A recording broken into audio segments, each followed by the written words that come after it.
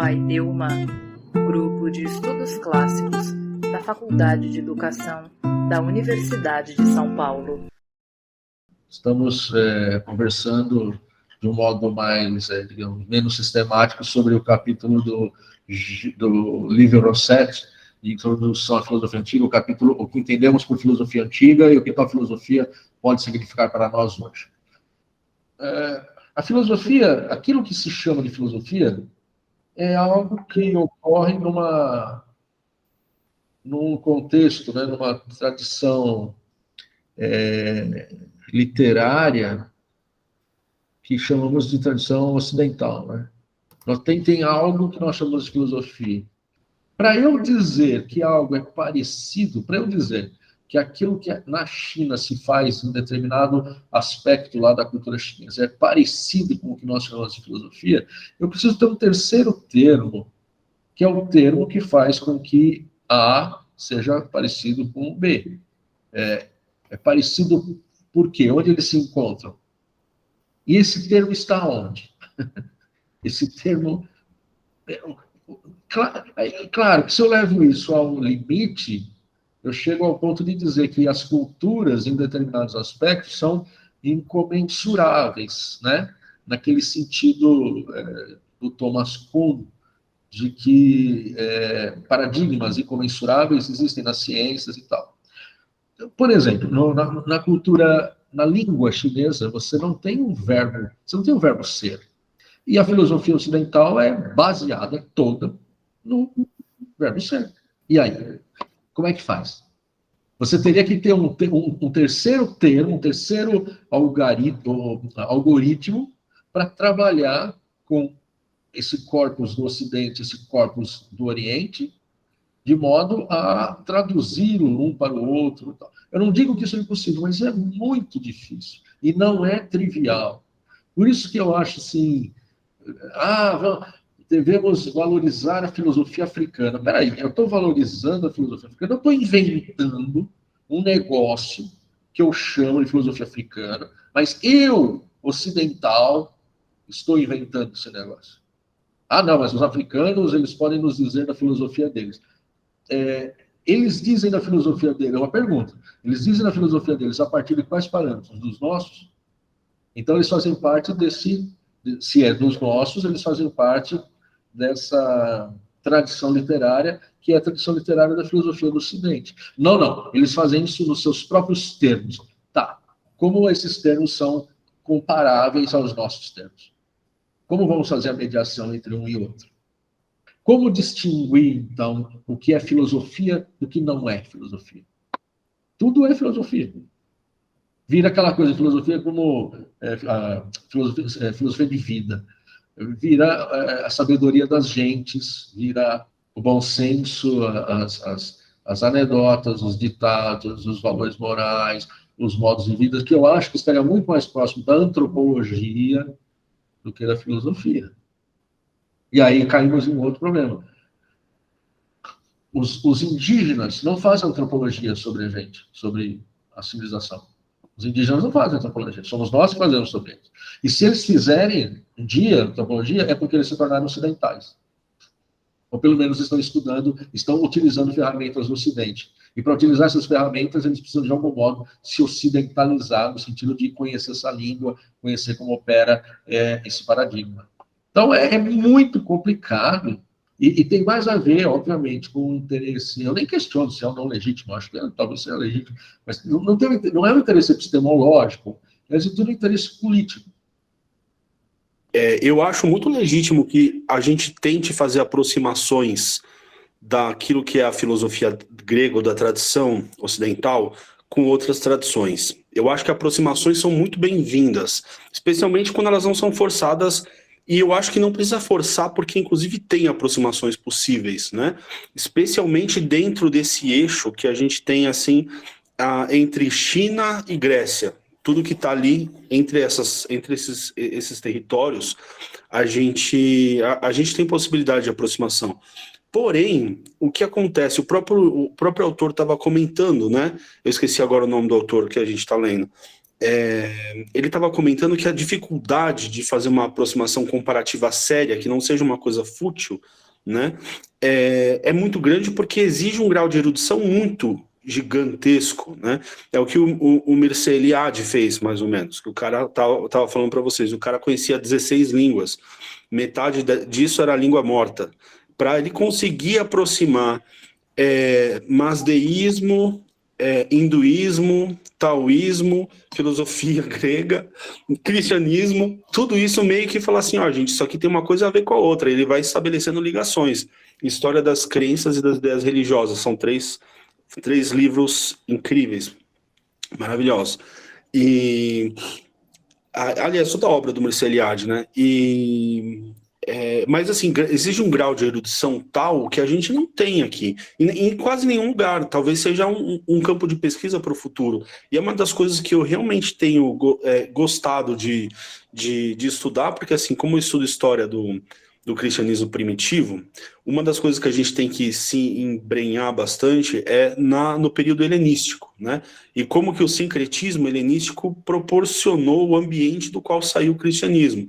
Então você vai ver, por exemplo, que nos elementos temáticos do cristianismo aparecem elementos temáticos do estoicismo, dos mitos, dos cultos de mistérios, do masdeísmo, do judaísmo, assim, de várias fontes distintas. Então, assim, para entender essa maluquice toda, você tem que começar a comparar coisas, né?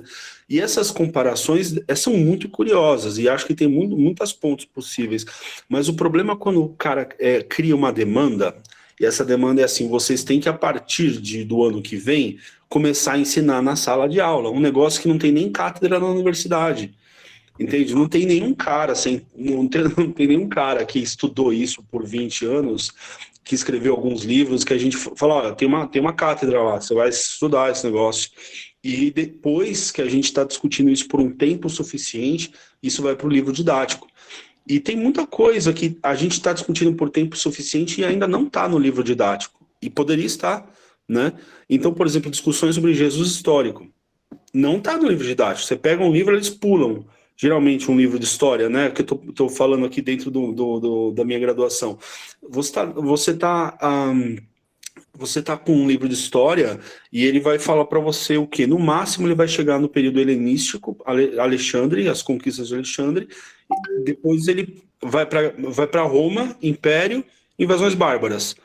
E aí, tipo, toca a história, ninguém pensa sobre todo onde o momento em que aconteceu digamos assim, as relações que produziram o Ocidente, são esses 2 séculos anteriores, né, da Era Comum, ninguém fala nada sobre isso. E assim, tem pesquisa sobre isso, mas a gente não discute isso em sala de aula, a gente passa como se não fosse nada, né? Agora o assunto ele aparece como uma demanda e você tem que jogar ele em sala de aula de forma assim tão, eu acho que fútil, né?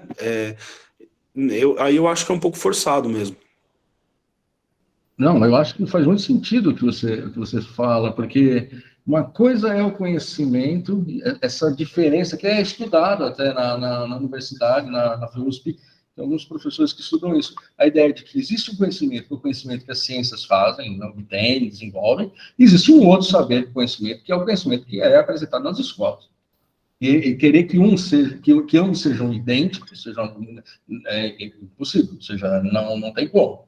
No entanto, de fato, há uma inércia muito grande, né, para você modificar aquilo que aparece Por exemplo, Einstein não aparece, eu acho, até hoje no ensino médio. E seria muitíssimo interessante, né, falar, instigante você falar de Einstein, né, isso aí. O caso é que, de fato, a impressão que eu tenho é que ainda não houve digestão, não houve processamento desse saber, que é um saber que aparece, eu estou dando exemplo da física, né? Mas que aparece a toda hora nessas revistas, super interessante, ou então nos vídeos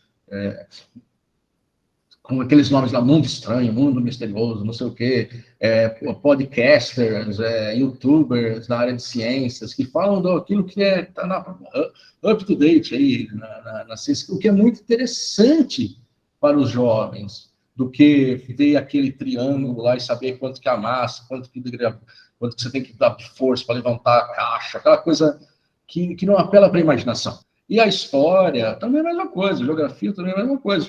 Sei lá, perceber que a maneira como nós pensamos hoje, que a religião que nós mais ou menos seguimos, que é a nossa forma mentis, para usar o texto aí do livro Rossetti, deriva do que os malucos escreveram e falaram lá na Ásia Menor, ou ali na região da Bacia do Mediterrâneo há 2000 e tantos anos. Isso é muito, muito instigante, eu acho, muito interessante. Perceber o quanto que o nosso pensamento o quanto que aquilo que nós pensamos chega até nós mais parecido com o modo como os memes, né, pensando no Dawkins, os memes chegam, né? Na verdade, ele que cria essa expressão meme, né? E no Gênio Egoísta, eu acho, né? A ideia de que, então, ou seja, será que eu penso ou eu sou pensado? Agora, sei lá, quando na década de 60, 70, a forma mente, se nós estivéssemos tendo essa discussão, nós estaríamos meio determinados, sei lá, pelo existencialismo, pelas esperanças em Cuba, por Jean-Paul Sartre. A gente estaria talvez dividido entre Jean-Paul Sartre e Albert Camus. Aqui no Brasil, nós estaríamos entre, sei lá, a Aliança Nacional Libertadora e os movimentos, eu estou pensando antes do golpe de Estado, antes da ditadura, e os movimentos mais revolucionários. Bem, aquilo tudo está para lá, pronto.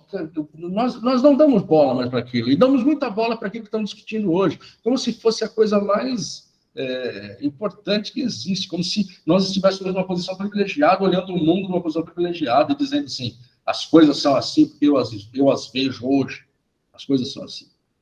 Então, eu acho que tem muito de moda mesmo, moda no sentido de modismo, né? No sentido de ondas que se alternam, né? Sei lá.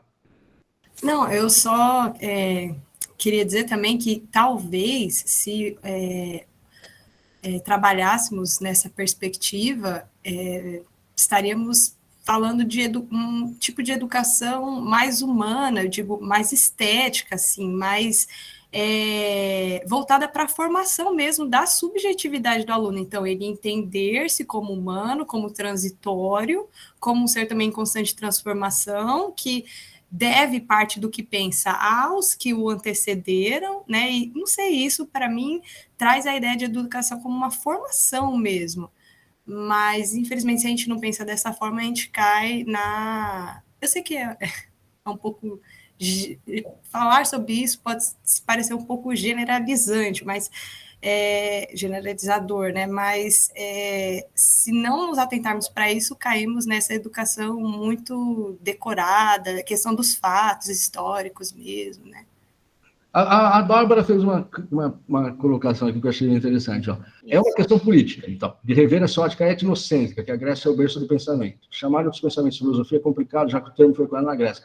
Mas será que hoje nós entendemos filosofia somente da forma como foi cunhada? Então, esse é o problema. De que forma nós entendemos filosofia? E é porque a minha questão, eu acho que é uma questão, por isso que eu falei que eu concordo que é política, porque é uma tentativa de rever o passado, de rever esse olhar histórico sobre onde começou esse pensamento que nós chamamos de racional, ou esse pensamento sobre as coisas, e uma tentativa de você dar valor a outros povos e civilizações que não foram colocadas, né, que não deram valor, né, historicamente.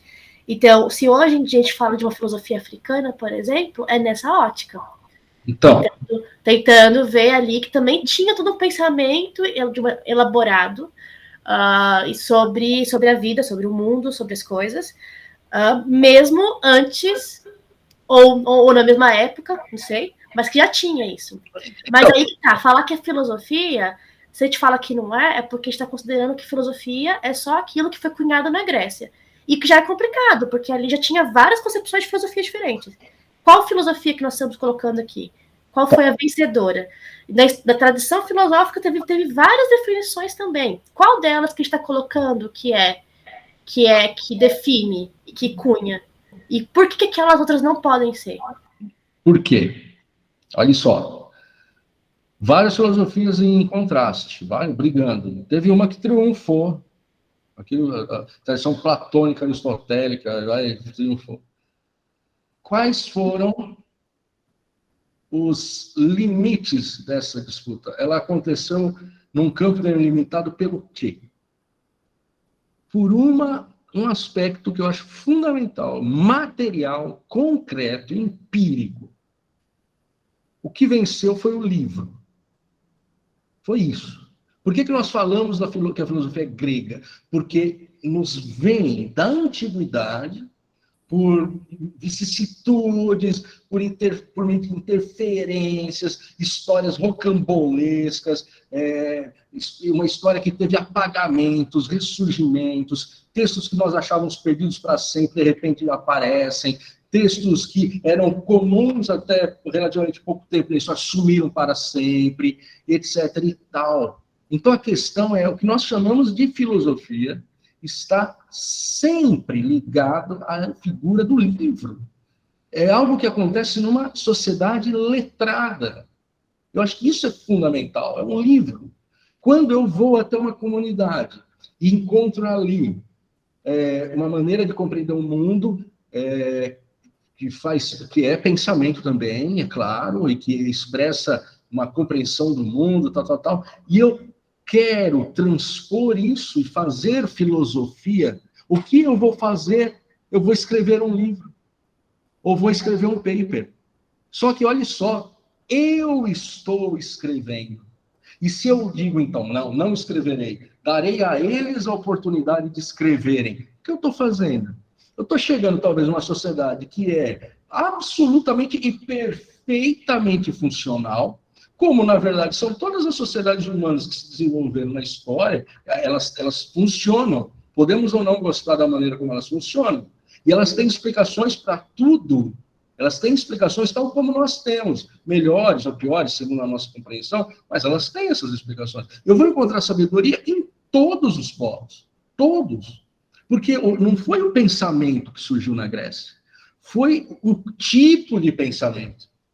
Um modo de pensar que eu creio, não digo que seja, olha só, longe de mim dizer que foi único, mas chega até nós por conta do livro. A pergunta é, onde estão os livros das culturas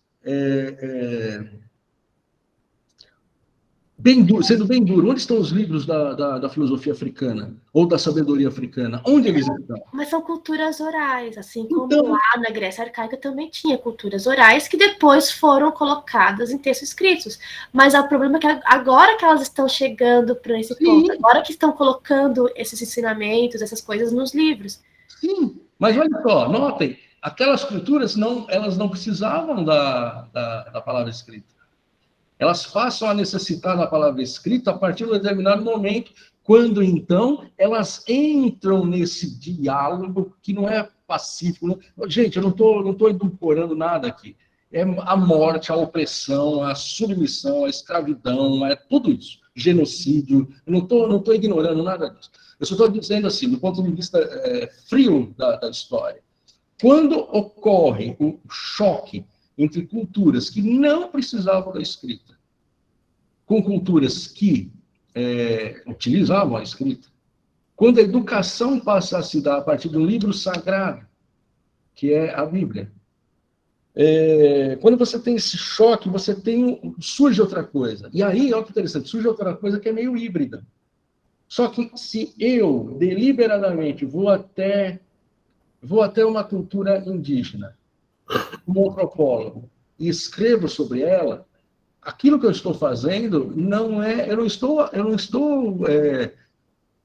estou registrando aquela cultura tal como ela é, porque aquela cultura não pode, quando é registrada, vira outra coisa. Quando ela passa para a palavra escrita, vira outra coisa. Então, a questão material que eu coloco é, quais são as nossas fontes? Quais as fontes à disposição? Que hoje a sociedade globalizada, o mundo globalizado, todo ele, depende mais ou menos da palavra escrita, ok. Então, nós estamos todos, de algum modo, é possível para que todos, ou quase todos no mundo, possam fazer parte dessa comunidade da palavra escrita, a partir de agora. Então, não há nenhuma questão quanto a isso. Isso é uma coisa. Outra coisa é, o que surge na Grécia é um tipo de pensamento. É um tipo que eles vão chamar de logos. É um modo. Ah, mas então, só os gregos que pensavam? Oh, claro que não. É claro que não.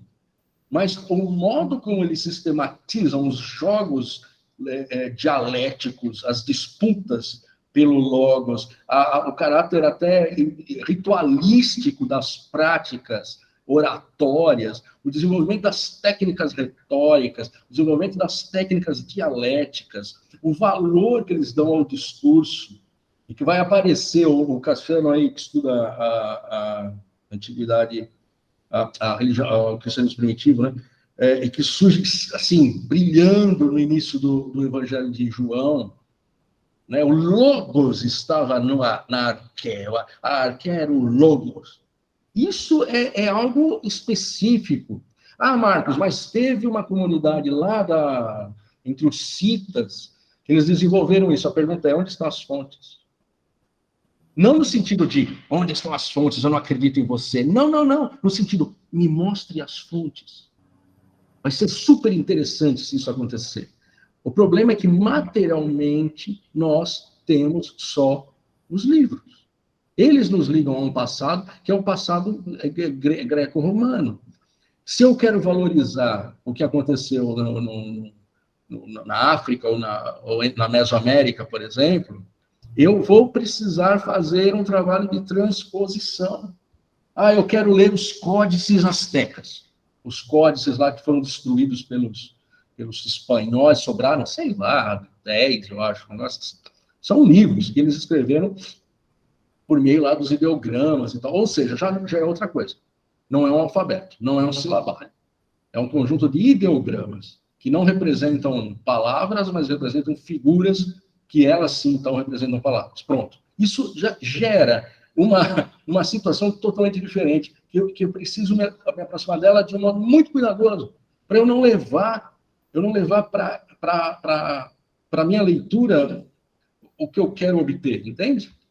Agora, e aí a última coisa, me desculpa, quando nós falamos assim, vamos então nos abrir para essa cultura diferente, vamos ver o que eles pensavam, etc, etc. Ou seja, vamos tentar superar o etnocentrismo. Vamos tentar superar. Isso é tipicamente ocidental. Nada mais ocidental do que a crítica ao ocidental, ao etnocentrismo. Isso é tipicamente ocidental. O Yanomami quer que a gente se dane. Não, sim, por favor, me entendam bem. Eu falei agora, parece um Olavo de Carvalho falando. Mas os etnônimos, os autoetnônimos, né, que as comunidades indígenas e outras comunidades usam, querem dizer, na maioria das vezes, os seres humanos. Então, Yanomami quer dizer algo como tipo, as pessoas de verdade. As pessoas mesmo, contra os outros. Por exemplo, nós sabemos que os suevos invadiram lá o norte da Espanha, ocuparam Portugal. Tal. O termo suevo, esse termo, ele vem de uma raiz indo-europeia que quer dizer nós, que vai dar em inglês us. Nós contra eles. Então, esses etnônimos, eles sempre são, por exemplo, os francos, no sentido dos fortes, dos verdadeiros, dos bons. Isso é muito interessante. Os godos também, né, Marcos? Godo vem de got. Got dá origem à palavra God e a palavra good. Bom. E a palavra godo também, que significa o povo, o bem e o divino, né? Exato. Assim, a identidade está relacionada com o mito e com a própria ideia de bem, né? Exatamente. Então, o estudo da linguagem, nesse sentido, é muito interessante, porque... e onde é que nós encontramos, sem fazer o elogio exagerado aos gregos, porque eles têm muita besteira também, mas onde é que nós encontramos essa percepção, na literatura que chegou até nós? Onde é que nós encontramos isso? nós encontramos na literatura grega digamos, os persas de Ésquilo. O cara descreve a posição dos persas ao saber da derrota diante dos gregos. E o modo como eles se sentem. Isso é muito curioso. Homero, quando você tem os gregos de um lado, você tem os troianos do outro, qual é o grande personagem de Homero? Qual é o personagem mais humano, de quem nós mais gostamos na Ilíada? De Heitor, um troiano.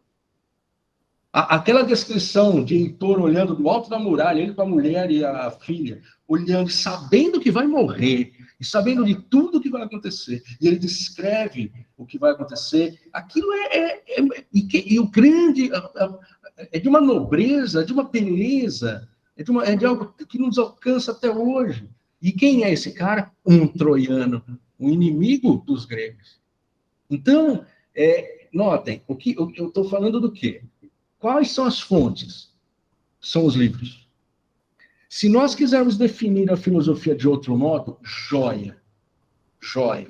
Só que eu quero saber como é que eu vou defini-la sem apelo aos livros, sem apelo a uma racionalidade do tipo grega, ou seja, do tipo lógica, premissa, conclusão, as premissas e a conclusão, premissa inicial, intermediária e a conclusão. Como que eu vou fazer isso? E como eu vou distinguir, isso é importante, o que eu chamo de filosofia, daquilo que nós chamamos de sabedoria dos povos, que os gregos também tinham e que não era a filosofia. Achar que todos os gregos filosofavam, não.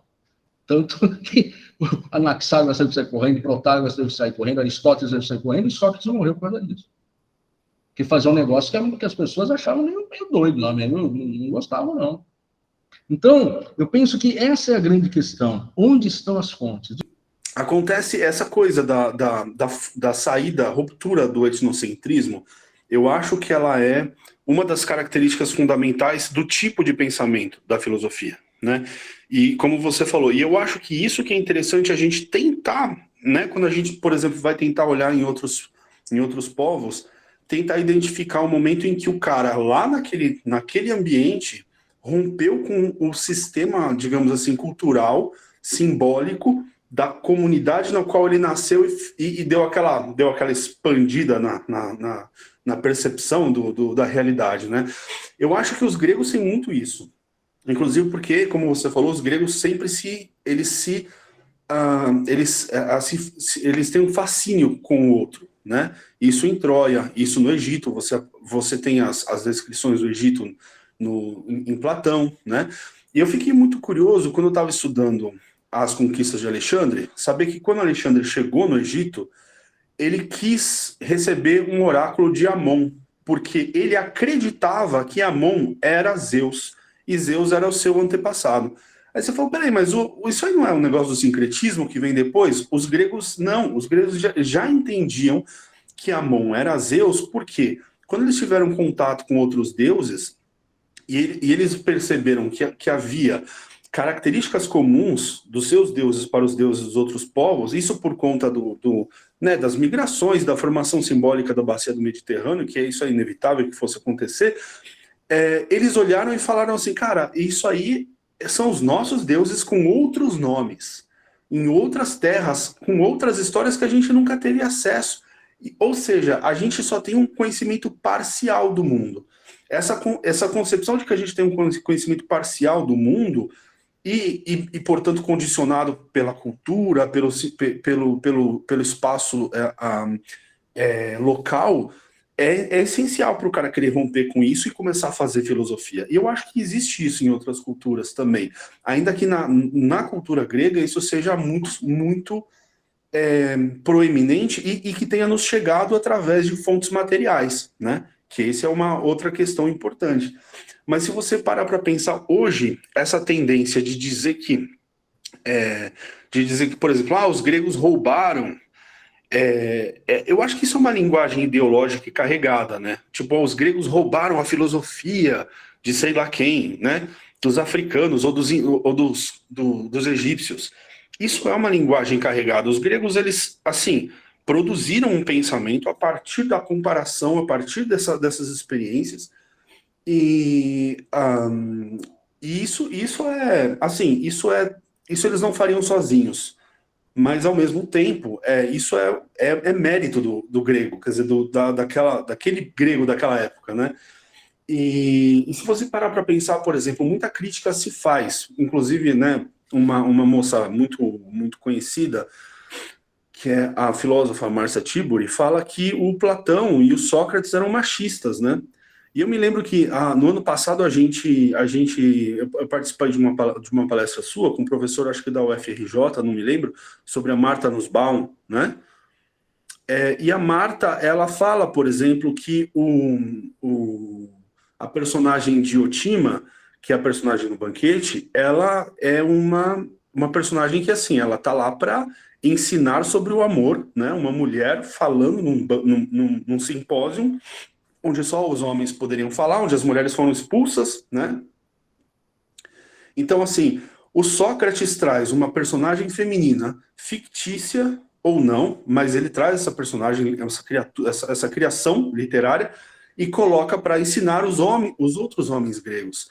E se você parar para pensar, né, por exemplo, a figura da maiêutica e tantas metáforas, né, que tem a ver com a valorização do feminino, inclusive nessa figura importante, eu acho assim, a gente tem tratado de uma forma um pouco injusta, vamos dizer o mínimo, né? Esses caras que começaram todo esse movimento, e não estou falando do movimento feminista, estou falando desse movimento de desconstrução, digamos assim, para usar uma palavra meio sem muito rigor, nenhum rigor, na verdade. Esse movimento de desconstrução de coisas, de valores etnocêntricos, de falar assim, não, é só essa cultura sagrada, porque é só desse jeito, porque é só o homem, porque é só desse jeito, né? Então, eles começaram tudo isso, né? E se você for ver qualquer fundamentalista hoje, qualquer fundamentalista religioso, o que ele mais odeia é a cultura grega. Você pode ver. O que eles querem é fazer de tudo para tirar a cultura grega do cristianismo e tentar voltar o cristianismo para algum tipo de concepção judaica, inclusive não rabínica, ou seja, um judaísmo que nem o próprio judaísmo tem conservado como valor. Ou seja, um judaísmo sacrificial, mais antigo possível, né? Então, todo o fundamentalista hoje, o que ele mais quer é negar a importância e o impacto da cultura grega na nossa cultura. Então, assim, me parece às vezes que certas formas de progressismo se toca com algum tipo de reacionarismo, né? E isso é uma das coisas as coisas mais curiosas, que eu acho mais perigosas também, né? Corroboro o que o Cassiano apontou aí, inclusive com mais propriedade do que eu poderia em vários aspectos. Mas eu acho que a gente tentar definir a filosofia em termos filosóficos, portanto, em termos conceituais, é uma cilada, uma dificuldade desde que Heráclito, provavelmente, sapecou essa palavra pela primeira vez. Então, o que você tem é, de fato, desde o início, uma série de tradições, uma série de escolas, uma série de modos de pensar que reivindicam para si o que é a filosofia. Né? Vamos pensar aqui na disputa entre Platão e Sócrates, por exemplo. Se a gente buscar as definições, ou tentar buscar uma definição de filosofia no corpus de cada um deles, nós vamos chegar a coisas muito distintas. Nesse sentido, talvez o pai da filosofia ocidental seja, no fundo, Aristóteles. Aristóteles é o primeiro cara a tentar uma genealogia daquilo que ele está fazendo. Ele que, antes de tudo, diz, olha, nós, platônicos, né, isso que a gente faz está enraizado lá no Tales. E aí ele vem descrevendo o negócio.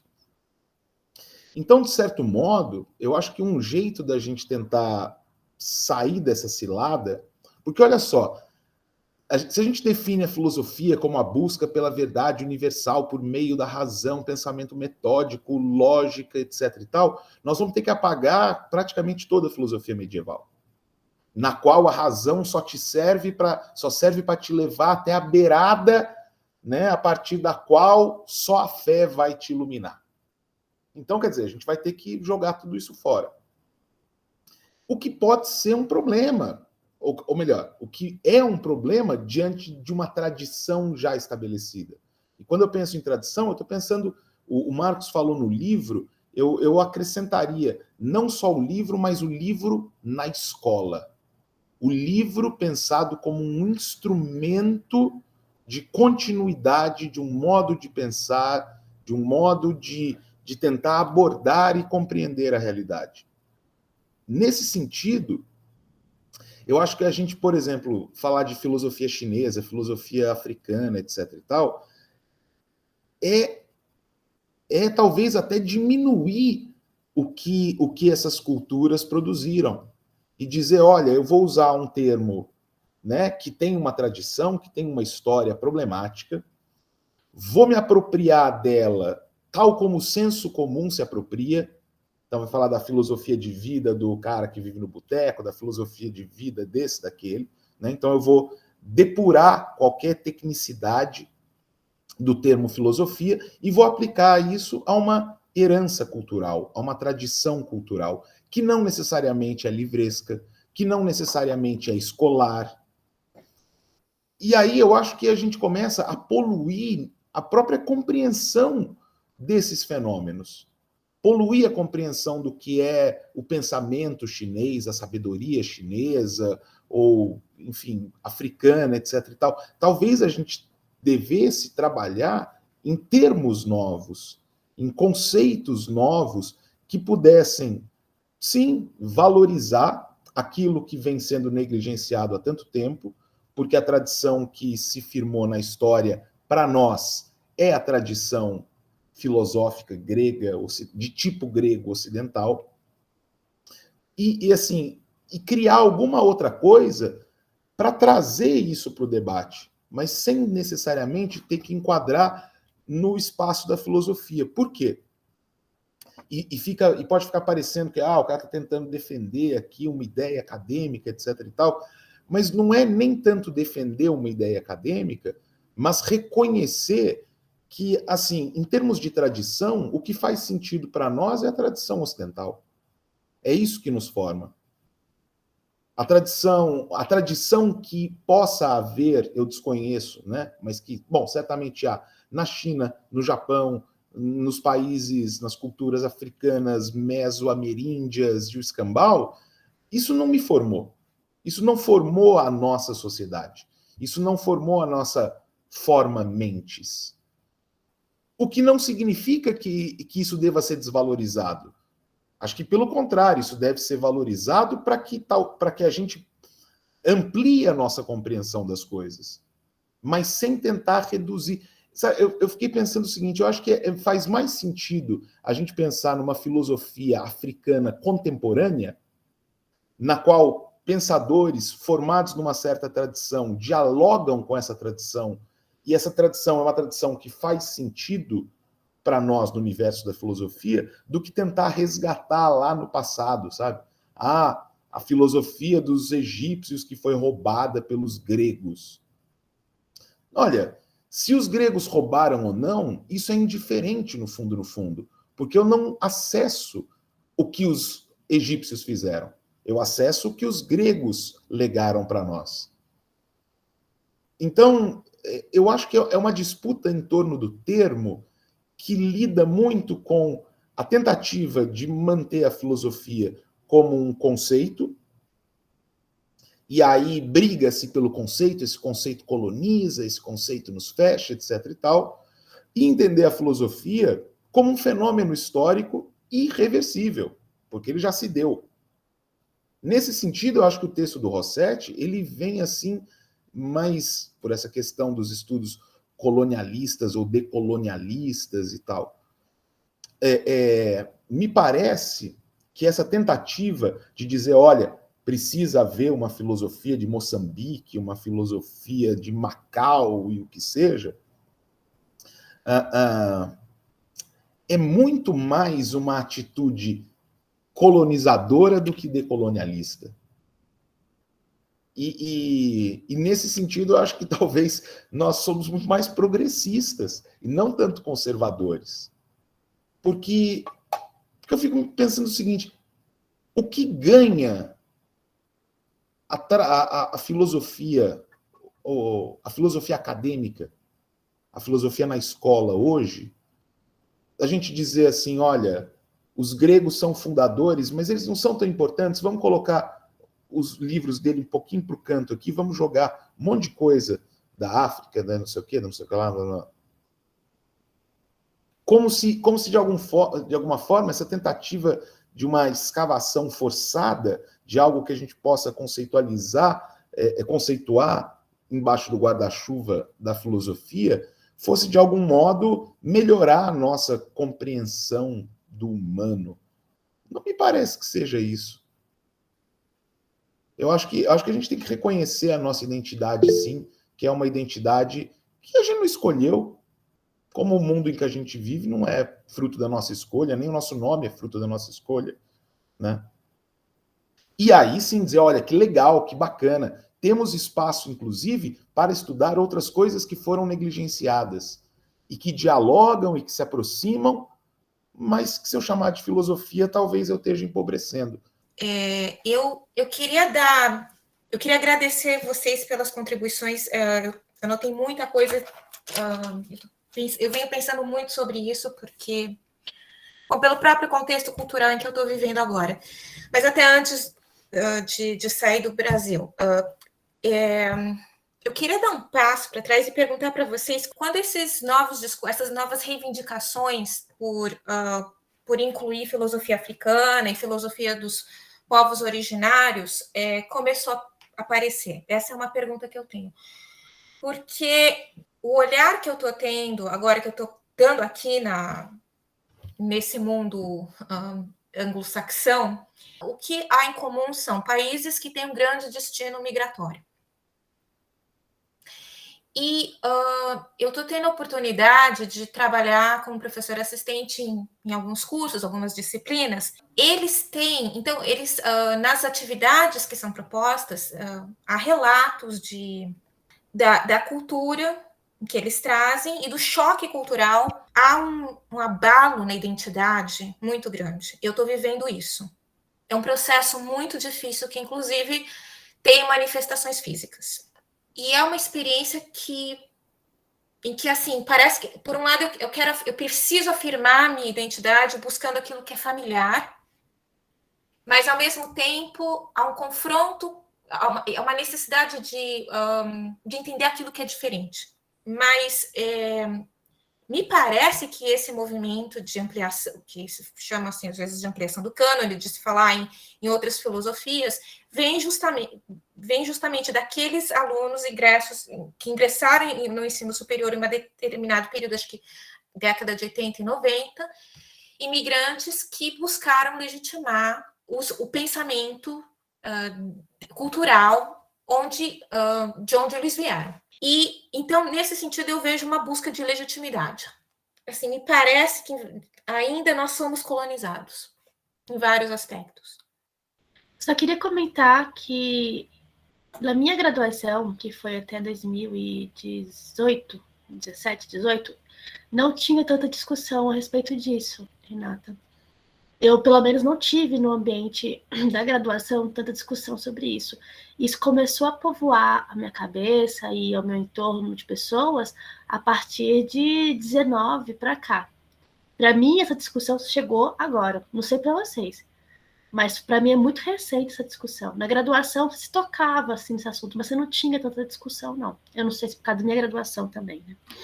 E a questão que o Bruno colocou e se colocarmos com a filosofia, colocarmos como contemporânea. Isso eu acho mais razoável. Para mim, isso foi bem interessante esse ponto que você colocou, porque já que a gente não tem fontes históricas escritas que coloquem essa questão no passado, então falemos isso de forma contemporânea. Tem uma pensadora que eu gosto muito, que eu comecei a ler mais a respeito dela agora. Eu conheci ela como romancista, mas ela tem muitos textos. Ela está na área das ciências sociais, que é a Chimamanda. Ela é uma nigeriana, assim. E eu gosto muito da leitura que ela faz, né? Que ela tem alguns textos que ela publicou revendo essa questão da história única, essa história única que foi contada, né, do ponto de vista eurocêntrica e tal, né? Então, e aí a gente fala, isso é filosofia africana? Isso é uma filosofia? É que a gente tem essa mania de chamar tudo de filosofia, né? Não sei, a gente tem de forma muito rápida, eu colocaria isso como filosofia africana, mas não sei até que ponto poderia chamar isso de filosofia e não de antropologia, ou mesmo de ciências sociais mesmo, né? Então, é interessante. Eu não tenho contribuições, na verdade, não. É só eu fiquei bastante contemplada por todos os posicionamentos que vocês colocaram aí. Pensando aqui na pergunta da Renata também, eu diria que eu comecei a identificar um pouco mais forte essa questão da... Olha só, a gente usar o termo filosofia africana já é uma violência danada, né? Que a África não é um negócio só, mas enfim. Eu diria que tem uns 4, 5 anos, talvez, que eu percebi isso. Na época da minha graduação, que já tem bastante tempo, né? A gente tinha lá na...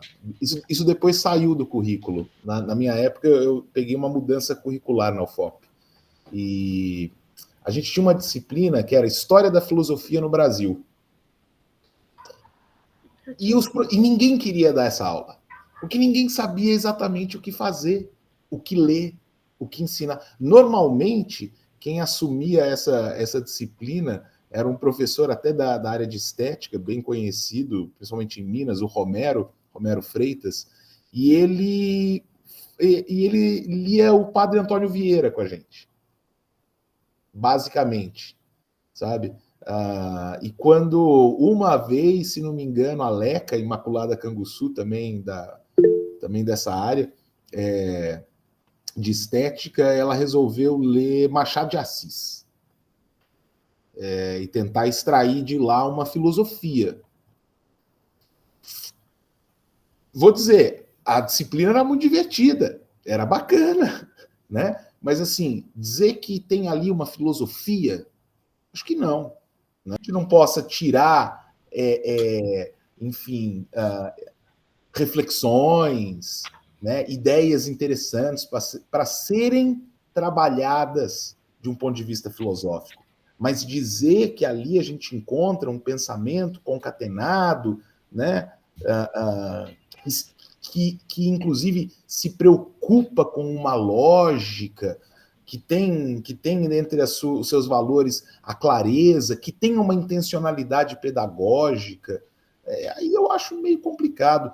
Para mim, eu acho que qualquer tentativa de definir filosofia tem que passar por essa finalidade, por essa teleologia pedagógica. Acho que não existe uma... Para mim, né? Estou falando a partir de mim agora, mas eu não consigo ver uma filosofia que não se constitua a partir de uma necessidade de educar. Gente, só um depoimento rápido, porque eu estava fazendo minha graduação, em 2005, a gente teve uma semana de estudos de história da África. E o grande desafio foi encontrar pessoas, né, para dar palestras sobre a história da África, porque, imagina, você vai fazer 10 palestras, né, uma de manhã, uma de noite, de segunda a sexta, e tudo sobre o mesmo tema, e um tema difícil, há mais de 10 anos atrás, né, encontrar profissionais capacitados para isso. E a gente até encontrou, mas a gente também deu uma esticada, né? Por exemplo, Israel está ali meio do lado da África, né? Então a África, gente, tranquilo, vamos falar sobre o Estado de Israel também. Mas houve umas discussões interessantes, porque... por exemplo, um sujeito que falou sobre a história de negros escravos ou ex-escravos no Brasil do século XIX e em posições de poder. E isso houve algumas atritos, né, de pessoas que não queriam que se falasse sobre negros em posições de poder no século XIX no Brasil, né? E aí falou, mas por quê? Não, mas olha só, que absurdo, você vai ensinar que tinha mas o sujeito realmente era um homem negro e era um profissional liberal, por exemplo, no século. E isso é muito legal, é muito curioso, muito interessante você pensar o que era o século XIX no Brasil, né? Que não é só aquilo que a novela da Globo mostra para você, entende? E aí, assim, e houve discussões e atritos e pessoas que não queriam que se falasse, que se abordasse dessa forma, como se não fosse uma luta do bem contra o mal, como se fosse assim processo histórico normal, sabe? Absurdo, né? Então, eu sinto que tem uma pauta política mesmo e isso só atrapalha, porque para quem tem, eu acho que para quem toma a questão cientificamente a sério, você só tende a produzir benefícios, né, para a questão de integração social, sociedades mais livres e etc e tal, né?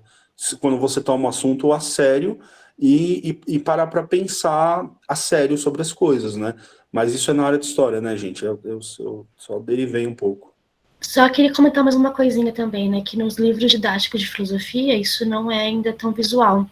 Mas eu estava como professora do estado de Minas ano passado, e na pandemia, e eles produziram material de estudo. E nesse material eu achei curioso, porque tinha uma parte de filosofia africana, filosofia oriental, indiana, né? Então, assim, mas ali, então, aí que tá, o que chama de filosofia, né? Por exemplo, na filosofia oriental, eles trouxeram um pouco do budismo, da filosofia budista, né? Então, assim, é muito superficial, mas eu achei interessante eles colocarem ali como discussão. Então, saiu do cânone da filosofia apenas ali na Europa, né? Apenas os filósofos clássicos. Mas não que teve uma discussão a respeito do que era filosofia e até que ponto aquilo que estava sendo discutido ali poderia ser chamado de filosofia e não de religião ou de forma de ver a vida, né? De uma questão de filosofia de vida mesmo, né? Porque até no meu ver, né, por exemplo, a filosofia budista, que a gente chama de filosofia, ela é uma prática de vida, é uma prática de vivência, é uma prática religiosa, mas a gente chama isso de filosofia, né? Então, mas eu achei isso interessante, do Estado, claro, feito de forma bem superficial, mas foi a primeira vez que eu vi isso num material didático. Muito interessante isso que você colocou, um pouco, enfim, em relação aos estudos de história da África e tal, porque eu me lembro, isso bem no comecinho dos 2000, 2001, 2002, quando começou a ficar bem forte a discussão em torno das cotas, eram cotas raciais, etc e tal, e muito forte o discurso de reparação histórica, com o qual eu tenho um problema imenso, o que não quer dizer que eu seja contra as cotas, não. Mas essa ideia de reparação histórica eu acho uma coisa bizarra, porque a história já está concluída, cara. Assim, não dá para consertar o negócio que ficou lá atrás, né? Acho que dá para construir algo novo para frente, é outra história. Mas, enfim. E aí, isso muito forte, eu estava no início da minha graduação, lá em Ouro Preto e tudo, e você toma contato muito imediatamente com a história de várias figuras negras de muito relevo e que ganharam notoriedade, entre outras coisas, porque eram tão poderosos que chegavam a ter seus próprios escravizados.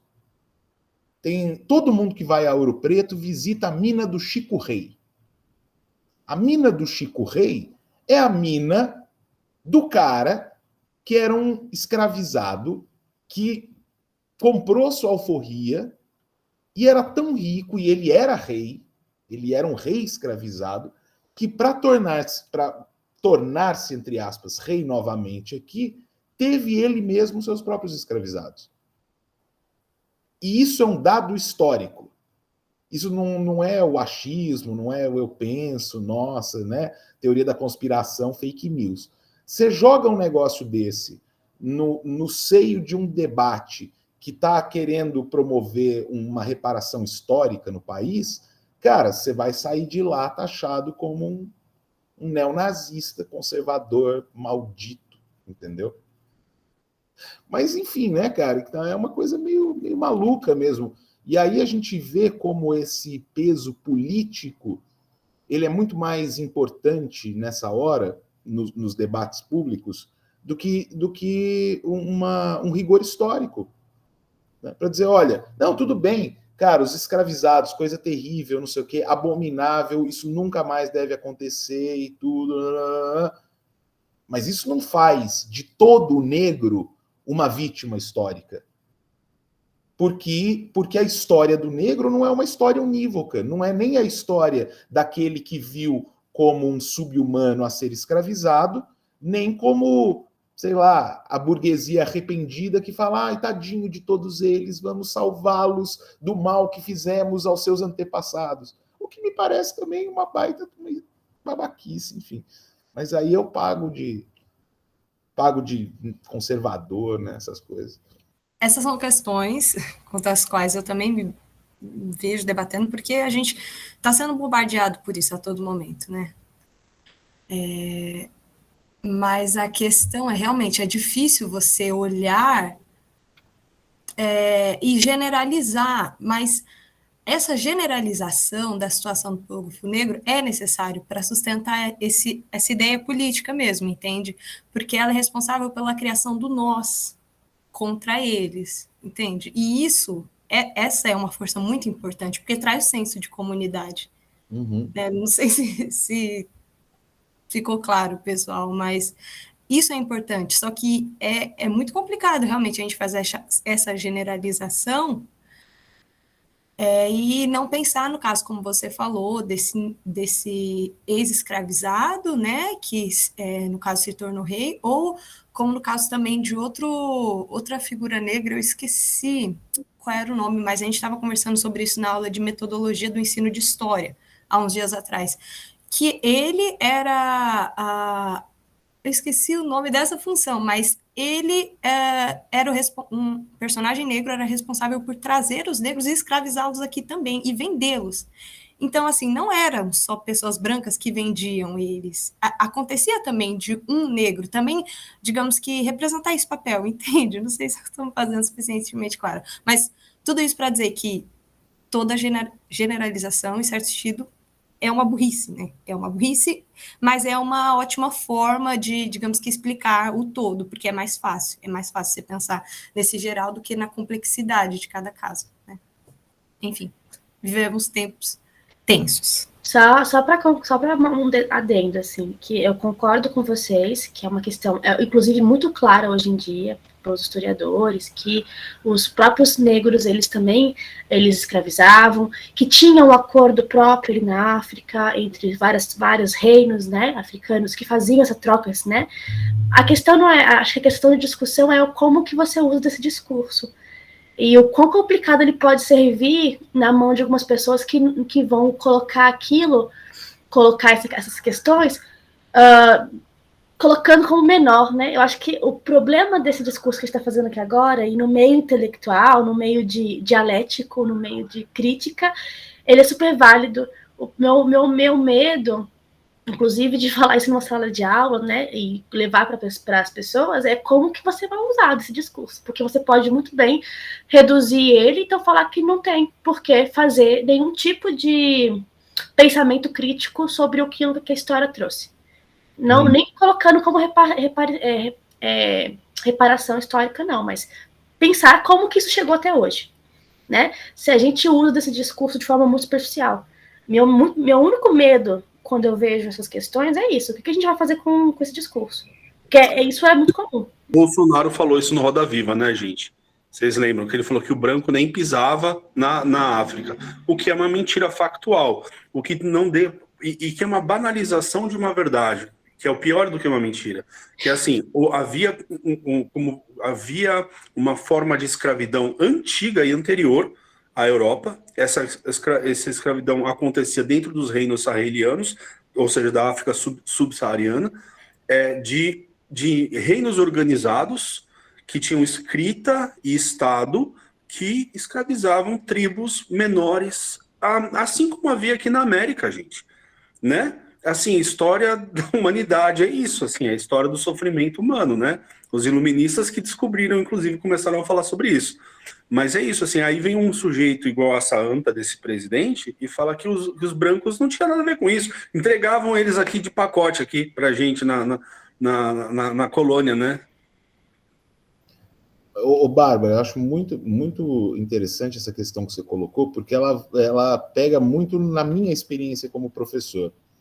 E que já fui abordado por pessoas dizendo assim, pô, professor, parece que você está atenuando as questões, né, e tal, dizendo que não é tão importante. Eu acho que não. Eu acho que, ou pelo menos o meu objetivo não é esse, não é atenuar nada. Mas eu acho que os discursos vamos colocar assim, os discursos identitários, de modo geral, eles acabam se desenhando como discursos de ressentimento. Então é sempre uma briga com o passado, um ressentimento com o passado que justifica uma espécie de rompimento com o presente. Então isso é coisa de branco, então o racismo estrutural está em tudo, então se eu sou homossexual, tudo que é contrário a mim é homofobia. Eu não estou dizendo que não seja, não estou negando o racismo estrutural, nem nada disso. Mas eu acho que se a gente ficar preso num debate que está assentado num ressentimento com o passado, a gente vai perder tempo e energia brigando uns com os outros para tentar dizer você é racista, você não é, você é isso e aquilo, ao invés da gente aprender com o passado, e aí eu quero lembrar do Nietzsche, né? A história não serve para nada se não for para mudar o que a gente faz depois, né? Se não for para a gente aprender a viver para frente. Então, eu acho que com isso, a gente tem que pegar esse debate e tentar utilizar ele para pensar o que vem para frente. Né? Como professor, tem aquela velha, mas você está formando o futuro, o cidadão do futuro. É isso mesmo. E eu espero que o cidadão do futuro seja alguém que construa o futuro e não que fique ressentido com o passado. Sei lá, a militância, ela é ressentida, concordo, ela é raivosa. Exatamente. E ela às vezes é burra porque ela não sabe fazer esse recorte. Ela vai fazer totalmente em todos os lugares, em todas as circunstâncias, em todas as situações. E ela acaba reduzindo. Ela acaba realmente reduzindo. E sim, eu concordo com você. Só acho que tem que ter ressalvas na hora de se explicar. Né? Acho que em relação a isso, não tem muita garantia. E eu acho que meio que faz parte do nosso métier como professores estarmos aí, enfim, abertos a tomar essas pedradas. Eu acho que é uma questão da gente saber trabalhar também, né? Porque em nenhum momento isso que eu penso, isso que eu estou dizendo, deve servir para dizer, eu sou contra a política de cotas. Não, muito pelo contrário. Aliás, no começo eu fui, depois reconheci, falei, olha, olha o resultado que a galera está tendo, esse negócio está sendo bom mesmo, pô, vamos aprofundar, vamos melhorar, sabe? Tem que ter, sabe, enfim, políticas públicas, sim, voltadas para incluir pessoas que, historicamente, são vistas de modo muito negativo pela sociedade. E onde é que a gente faz isso de maneira efetiva? Não é forçando os outros para dentro, é educando os que vão vir. Não, assim, sabe, não adianta, a gente não vai pegar os velhos preconceituosos e mudar a cabeça dos caras na porrada, no grito. A gente tem que formar as gerações que vão vir e que vão saber se relacionar melhor com a diferença, né? Vão constituir um mundo melhor. Esperamos a gente nesse delírio de que é possível educar, né? Eu acho o seguinte, uma coisa interessante dos gregos, e com que eles compartilhavam também com outros povos, de quem eles, de algum modo, roubaram muita coisa, ou incorporaram muita coisa, é que eles viajavam, né? Eles viajavam. Eu acho que viajar faz você ver que o mundo não é só a tua aldeia. O mundo, ainda que você volte para a tua aldeia e ame a tua aldeia, você sabe que ele é mais do que a tua aldeia.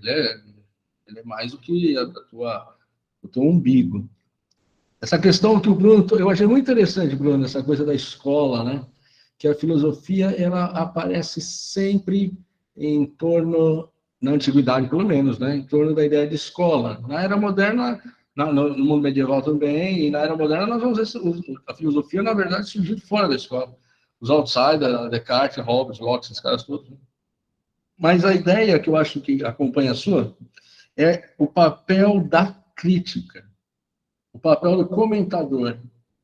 Essas obras chegaram até nós porque alguém também se dispôs a preservá-las, porque elas foram comentadas, elas foram, de algum modo, anotadas. Então, a figura, eu acho que o crítico, o comentador, ele cria, né, o cânone. Eu sugeria Paulin Rontonji. Eu gosto muito dele, ele é um autor africano, da Costa do Marfim, né, vivo ainda. É muito, muito interessante a maneira como ele se aproxima do problema da filosofia africana. Ele, como africano, como professor de filosofia, como intelectual, ele coloca certas observações muito, muito interessantes que se aproximam de muito do que nós falamos aqui. A ideia, por exemplo, de que a filosofia exige uma autoria, então você não tem como considerar como filosofia o que seria a sabedoria dos povos, o que seria um conhecimento comum, né? Que a sabedoria, então, exige um eu que fala, a ideia de que a filosofia exige um eu que fala, e outras características muito interessantes. E eu acho que não é pouco o fato dele ser africano e negro, né? E, por fim, eu tenho um livro que todo mundo conhece, que é da Mariana Chauí, O Convite à Filosofia, no qual, no início do livro, ela escreve um subcapítulo, digamos assim, no qual ela vai defender a ideia de que a filosofia é grega. E por que ela é grega? E ela não é. E eu lembro que eu falava isso em sala de aula, quando eu dava aula no ensino médio, eu brincava, falava assim: você pode ter uma feijoada feita no Japão, mas a feijoada é um negócio que surgiu no Brasil. Você pode fazer uma feijoada no Japão, e pode ser ótima. E lá no Japão você pode usar tofu, sei lá, pode fazer várias coisas, legal. Mas a feijoada, onde é que ela apareceu? Apareceu no Brasil. mas os franceses têm lá o cassoulet, que é com feijão branco, e não sei o quê. Tá, ok, semelhante, mas a feijoada é outra coisa. Ela surge de outro modo, ela tem uma origem diferente, e nós estamos falando de feijoada. Mas só que você tem o cassoulet. Legal, também é bom. Maravilha, feijoada, cassoulet, e o que seja. Mas onde surge, né? Onde é que surgiu isso? Então, esse trecho da Mariana Chauí eu acho que é interessante também. Mas especialmente esse autor. Eu acho esse primeiro livro, a Filosofia Africana, Mito e Realidade, bem interessante. As obras dele são interessantes, porque ele tenta preservar a ideia de uma filosofia comum, da qual os africanos... E aí que tá, a gente generaliza, né? Como se eles falassem, os sul-americanos, né? Como se os sul-americanos. E há tanta diferença entre, sei lá, chilenos e colombianos e tudo mais, né? Brasileiros e peruanos. Mas que a filosofia feita na África, de um modo ou de outro, precisa dialogar com a tradição que veio antes dela. Hoje, qual é a filosofia que se faz na África hoje? Isso é importante. Hoje, o que está sendo feito lá? Bacana, vamos daqui para frente, ok? O que está sendo dialogado, o que está sendo pensado, contra o quê, a favor do quê? Porque filosofia brasileira, que vocês colocaram, né? Por que não tinha filosofia brasileira? Olha que curioso, eu acho bem interessante, porque se acha, primeiro, que a filosofia surgiu no Brasil com a missão francesa, que instaura o curso de filosofia na FEFELESH. O que ela faz? Ela, de um jeito ou de outro, a Faculdade de Filosofia da USP, de um jeito ou de outro, cria todos os outros departamentos de filosofia no Brasil. Fazer filosofia, ou ensinar filosofia, passa a ter como critério a maior ou menor aproximação com aquilo que é feito na FEFELESH, na Faculdade de Filosofia. É isso. Isso quer dizer o quê? Que aquilo que era feito antes, em 1930 e poucos, não era filosofia. Era pura e simplesmente um diletantismo feito por advogados, feito por padres, que inventavam de ficar falando de São Tomás de Aquino, escrevendo discursos para as efemérides e tal, tal, tal. Então, por exemplo, a Faculdade de Filosofia da Universidade, a Faculdade de Filosofia da São Bento, por exemplo, o curso de Filosofia da São Bento, que é anterior, não conta. Por quê? Porque ele não utilizava o método que os franceses trouxeram, que é o método estrutural. E o que vai acontecer dentro da Faculdade de Filosofia? A ideia, sempre reforçada, de que não é para fazer filosofia. O que você tem que fazer é história da filosofia, e não filosofia. Porque quando você se puser a fazer filosofia, você vai fazer asneira, você vai fazer bobagem, você vai fazer besteira, você vai ser um bocó, escrevendo coisas que os outros já escreveram. Seja, então, um bom historiador da filosofia.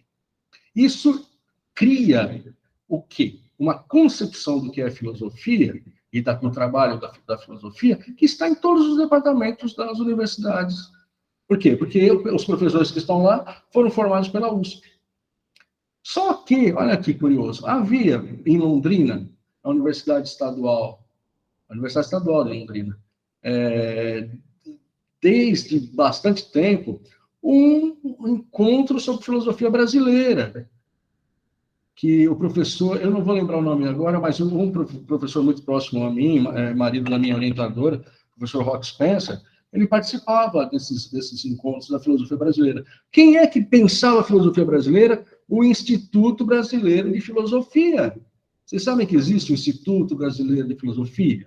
Criado por quem? Pelo grande fascista Miguel Reale.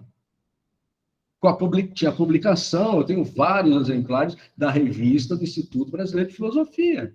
Então, você vai encontrar lá autores como Miguel Reale, Gilberto de Mello Kujarski, o Leonardo Prota. A Leonardo Prota era um professor lá na Universidade Federal de Londrina que fazia esses encontros de filosofia brasileira. Só que isso tudo está absolutamente fora do nosso radar, fora da nossa visão. Não existe.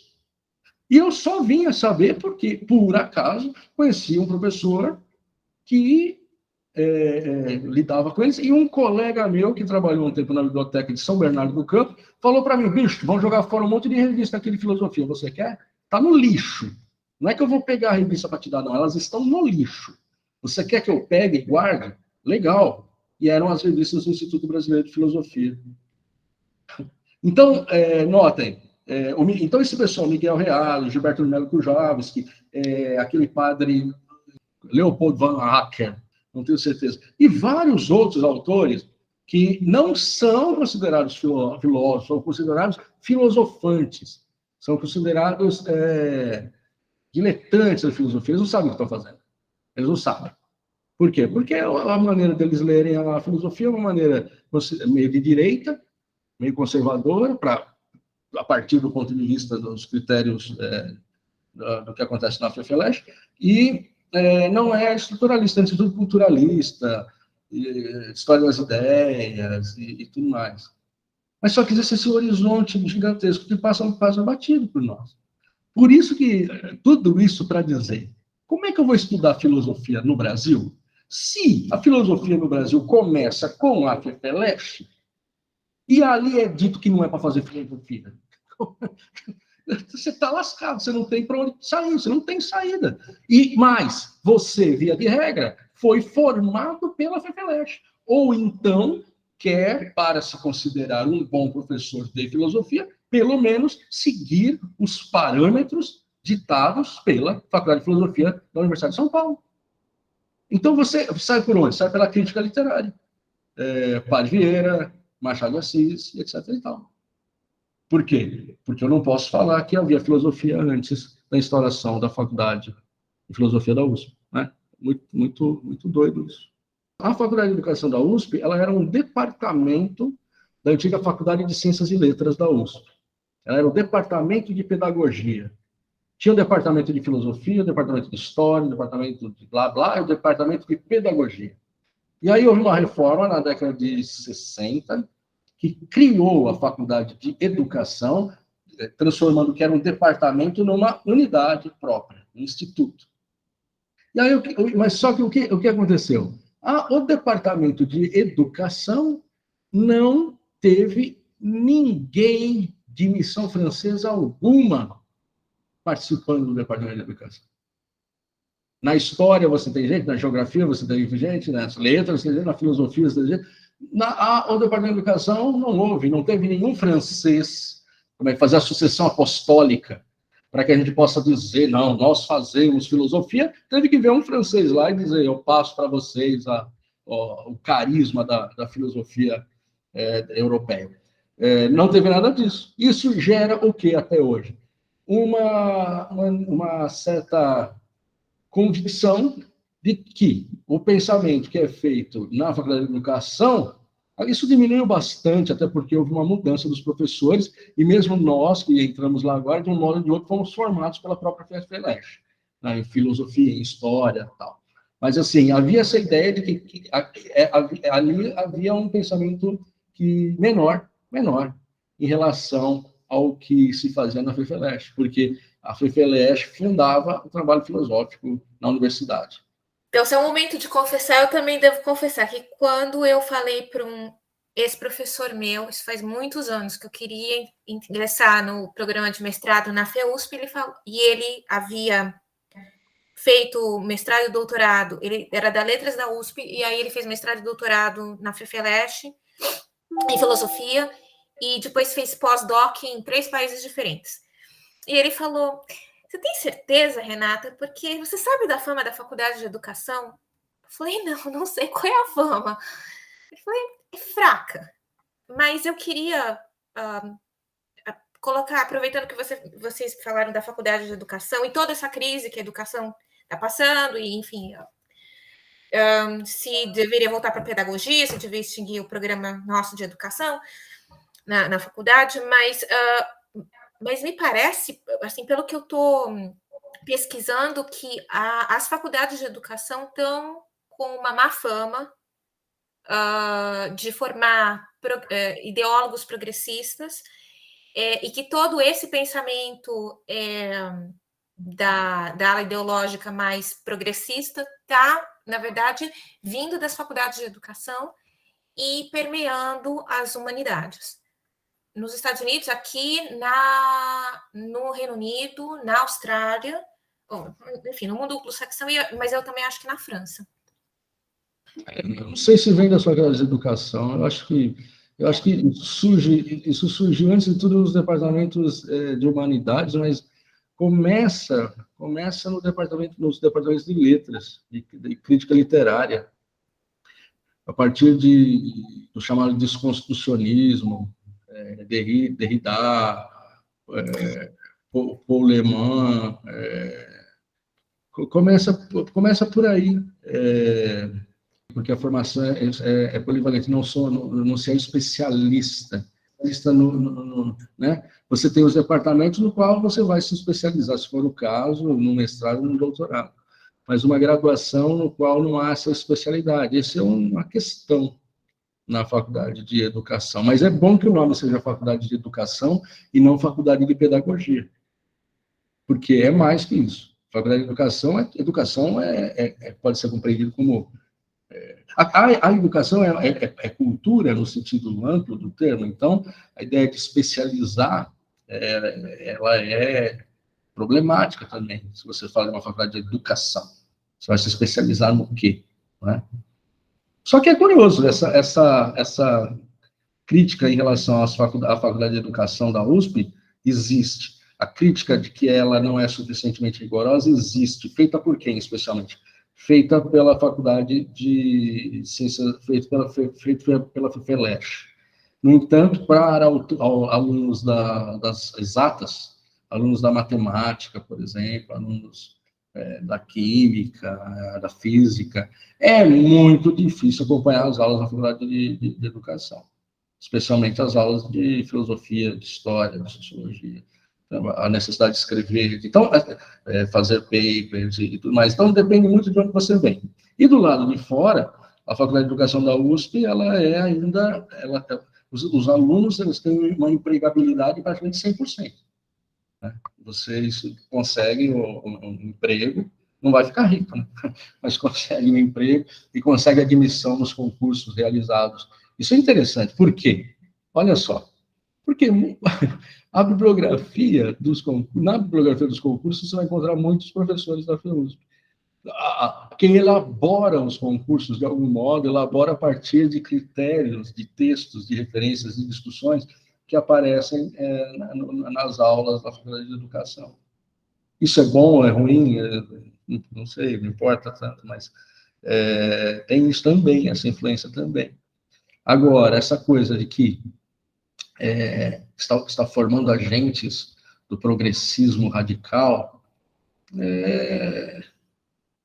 não sei, eu acho que não sei. Eu penso que a realidade da sala de aula exige tantas outras coisas para você pensar. Você não vai pensar em nada disso. Você tem que manter a sala minimamente em silêncio, os alunos minimamente prestando atenção no que você está falando. Se fosse isso, se a USP fizesse isso, se as ciências humanas fizessem isso, Bolsonaro não teria sido eleito, não é? Como é que Bolsonaro foi eleito? Foi eleito e do jeito que foi eleito, quase que leva no primeiro turno, desgramado. Então, cadê o poder das universidades de fazer isso? Não faz, não existe isso. Há uma tendência progressista na universidade, na Faculdade de Educação, na universidade de modo geral? Nas humanidades, né? Nas humanidades, de modo geral? Mas isso vem desde a invenção da universidade, desde que surgiu a ideia da universidade. A universidade sempre brigou com o poder estabelecido, sempre teve problema, seja com a igreja, seja com o Estado, ela era sempre vista como rebelde, difícil de controlar. Então, isso existiu desde sempre, né? Agora, essa coisa que se estuda muita teoria na Faculdade de Educação e pouca prática. Bem, claro, como é que você vai praticar? Você pratica no estágio, ou melhor, você deveria praticar no estágio. Idealmente, você deveria ter até a residência pedagógica. Eu acho que seria muito mais importante, muito mais interessante. A ideia de que, você precisa praticar. Meu amigo, os nossos alunos, eles não são professores, eles são alunos. Eles são alunos numa sala de aula. Como é que eu vou praticar? Vou fazer mímica? Vou fazer um teatrinho? Uma representação? Uma encenação do que é uma aula? Não há como. Do ponto de vista mesmo ontológico, da natureza da aula. É diferente, eles são alunos, não são professores na aula. Então, essa prática ela tem que aparecer, é importante que ela apareça nos estágios e ser discutida nos estágios. E as aulas teóricas têm o papel de preparar para isso também, preparar para o trabalho. Né?